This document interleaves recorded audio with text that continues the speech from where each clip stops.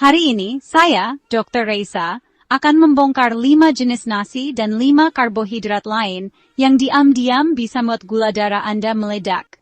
Bahkan jika Anda merasa sudah mengurangi makanan manis. Tonton sampai selesai, karena solusi nyata untuk mencegah lonjakan gula darah akan saya bagikan di akhir video. Pernahkah Anda bertanya-tanya, mengapa karbohidrat bisa menjadi ancaman serius bagi para lansia? Banyak orang mengira karbohidrat hanyalah sumber energi, tapi seiring bertambahnya usia, tubuh kita mengalami banyak perubahan yang membuat karbohidrat justru bisa berbahaya jika tidak dikelola dengan baik. Seiring bertambah usia, otot-otot kita perlahan menyusut. Padahal, otot adalah tempat utama tubuh menyimpan gula dari makanan. Ketika otot mengecil, kapasitas penyimpanan gula pun berkurang drastis. Selain itu, metabolisme tubuh juga melambat. Artinya proses pembakaran energi tidak secepat dulu. Akibatnya, gula dari makanan yang kita konsumsi lebih mudah menumpuk di dalam darah, bukan digunakan sebagai energi. Bayangkan jika lansia tetap makan karbohidrat dalam jumlah yang sama seperti saat muda, tubuh mereka tidak lagi mampu mengelola gula dengan efisien. Gula yang tidak terserap otot akhirnya mengalir ke darah, menyebabkan lonjakan gula darah yang berbahaya. Inilah alasan mengapa risiko diabetes dan komplikasi kesehatan lain meningkat pada usia lanjut, meski porsi makan tidak berubah. Bahkan, makanan sehari-hari yang tampak biasa saja bisa menjadi pemicu masalah kesehatan jika tidak diperhatikan. Jadi, penting bagi kita untuk memahami makanan-makanan utama yang mengandung karbohidrat tinggi, terutama dalam budaya Indonesia yang kaya akan nasi dan olahan tepung. Mari kita bahas lebih lanjut, agar lansia bisa tetap sehat dan menikmati hidup tanpa khawatir akan ancaman karbohidrat. Nasi putih, makanan pokok yang hampir selalu hadir di meja makan kita, ternyata menyimpan bahaya tersembunyi yang sering kita abaikan. Banyak orang menganggap nasi putih sebagai sumber energi yang aman, padahal proses penggilingan yang membuatnya tampak bersih dan putih justru menghilangkan hampir seluruh serat, vitamin, dan mineral penting yang dibutuhkan tubuh. Hasil akhirnya adalah butiran nasi yang hampir seluruhnya terdiri dari pati murni. Tanpa serat, nasi putih sangat mudah dan cepat dipecah oleh tubuh menjadi glukosa, sehingga efeknya mirip seperti kita minum air gula. Indeks glikemik nasi putih sangat tinggi, sekitar 2BB3, yang berarti konsumsi nasi putih dapat menyebabkan lonjakan gula darah secara drastis dalam waktu singkat. Jika dikonsumsi secara rutin, terutama oleh lansia atau mereka yang memiliki risiko diabetes, nasi putih dapat memperbesar kemungkinan terkena diabetes tipe 2 dan sindrom metabolik. Bahkan, bagi orang sehat sekalipun, konsumsi berlebihan bisa berdampak buruk bagi kesehatan jangka panjang. Ingat, nasi putih sebenarnya adalah gula dalam bentuk butiran. Jadi, selalu waspadai porsinya dan pertimbangkan alternatif yang lebih sehat. Nasi pulen memang nikmat, tapi kandungan amilopektinnya sangat tinggi. Amilopektin membuat nasi mudah dipecah enzim, sehingga gula darah naik lebih cepat dari nasi putih biasa. Tekstur lembutnya justru pertanda bahayanya, pencernaan jadi super cepat. Pilih nasi yang pera bukan pulen jika ingin gula darah lebih stabil. Kenikmatan di lidah bisa jadi bencana bagi kesehatan.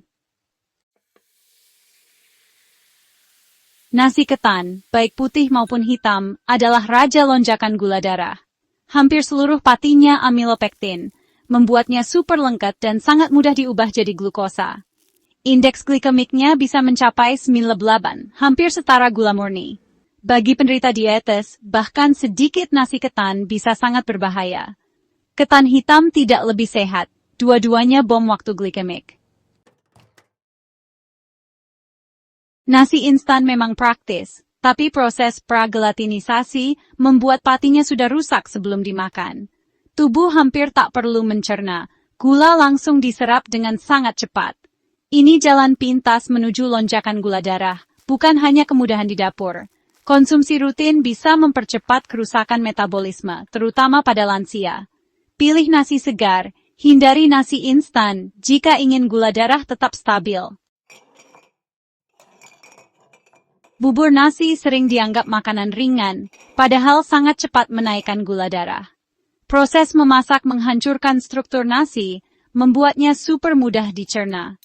Luas permukaan partikel bubur besar, enzim bekerja lebih cepat, gula langsung membanjiri darah. Memberikan bubur pada lansia atau penderita diabetes bisa berbahaya. Jika ingin bubur, gunakan beras merah dan tambahkan serat serta protein. Nasi uduk dan nasi kuning lezat, tapi kombinasi nasi putih dan santan menciptakan kekacauan metabolik. Lemak jenuh dari santan mengganggu kerja insulin, membuat gula darah makin sulit dikendalikan. Ditambah lauk gorengan, beban metabolik makin berat. Konsumsi rutin bisa memicu diabetes dan komplikasi lain. Nikmati sesekali saja, jangan jadi menu harian. Roti putih, tawar, sobek, baguette terbuat dari tepung terigu olahan tanpa serat. Proses pemutihan dan penggilingan membuatnya sangat mudah dicerna, gula darah naik cepat. 2 lembar roti tawar setara sepiring nasi dalam efek lonjakan gula. Ini kalori kosong, minim nutrisi, tapi dampak negatifnya besar. Pilih roti gandum utuh untuk pilihan lebih sehat.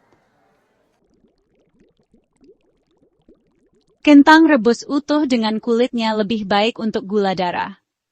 Kentang tumbuk, mashed potato, yang dihaluskan, apalagi dengan susu mentega, membuat gula darah melonjak cepat.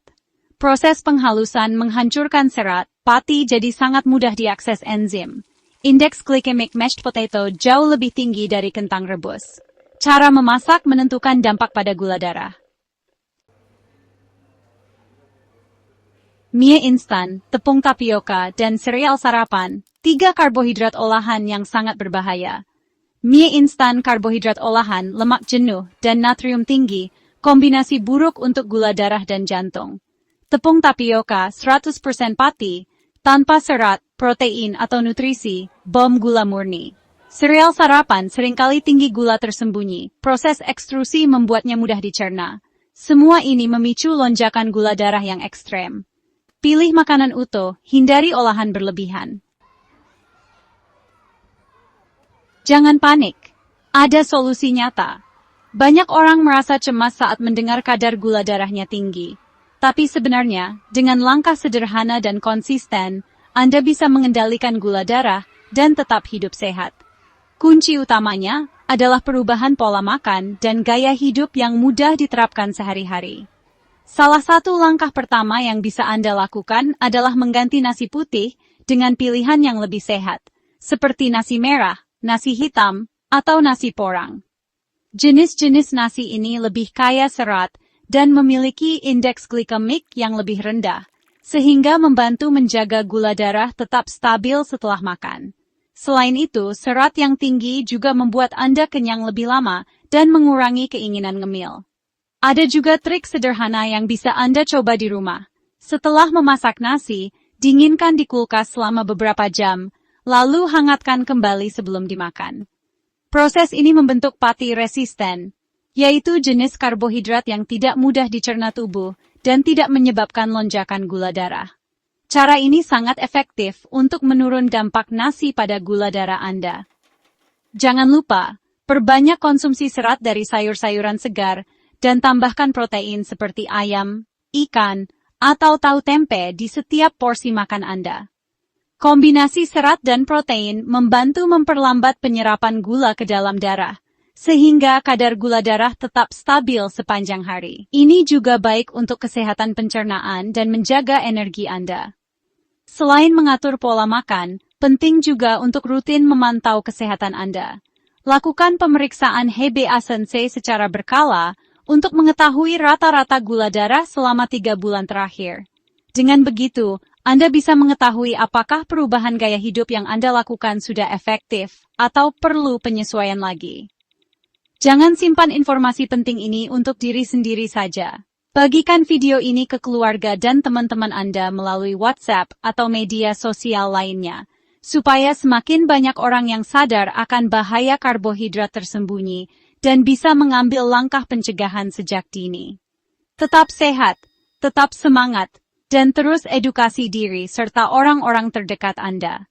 Sampai jumpa di video berikutnya, dan jangan lupa untuk selalu menjaga pola hidup sehat demi masa depan yang lebih baik.